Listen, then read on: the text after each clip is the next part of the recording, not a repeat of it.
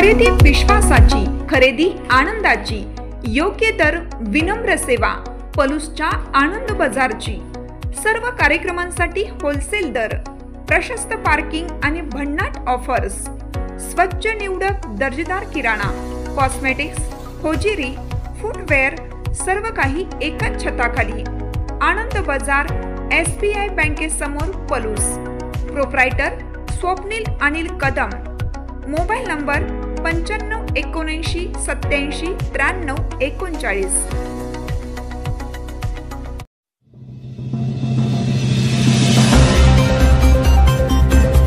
पलूस नगर परिषदेसाठी 5 कोटी मंजूर। बोरगावच्या श्रीनाथ केसरी बैलगाडा शर्यतीत उपमुख्यमंत्री एकनाथ शिंदेंचा शब्द पूर्ण करण्याचा दमदार डायलॉग।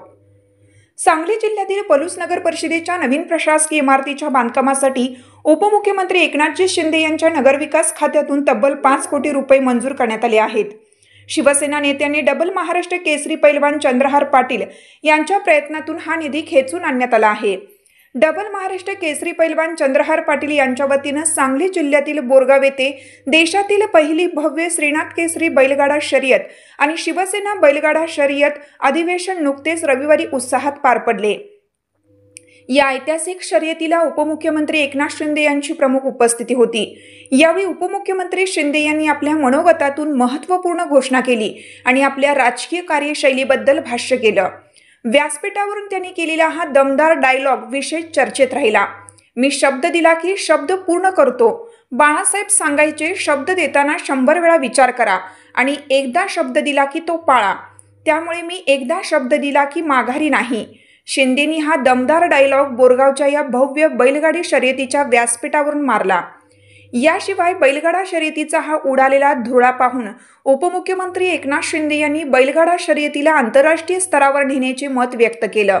ज्याप्रमाणे घोड्यांच्या शर्यती हॉर्स रेसिंग ऑलिम्पिकमध्ये पोहोचले आहेत, त्याचप्रमाणे बैलगाडा शर्यत देखील आंतरराष्ट्रीय पातळीवर पोहोचली पाहिजे, असे मत त्यांनी यावेळी व्यक्त केलं।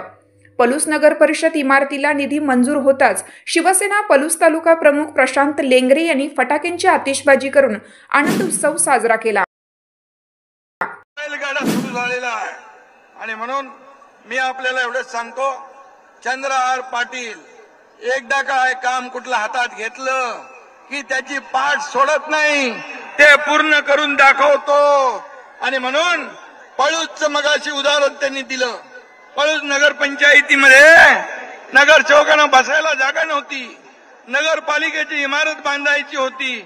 माझ्याकडे आले, ताबडतोब दुसऱ्या दिवशी GR काढून दिला आणि त्यांचे पैसे रिलीज करून टाकले। आणि म्हणून माझ्याकडे आल्यानंतर करतो, बघतो, पाहतो नाही, no reason, on the spot decision. आणि म्हणून मी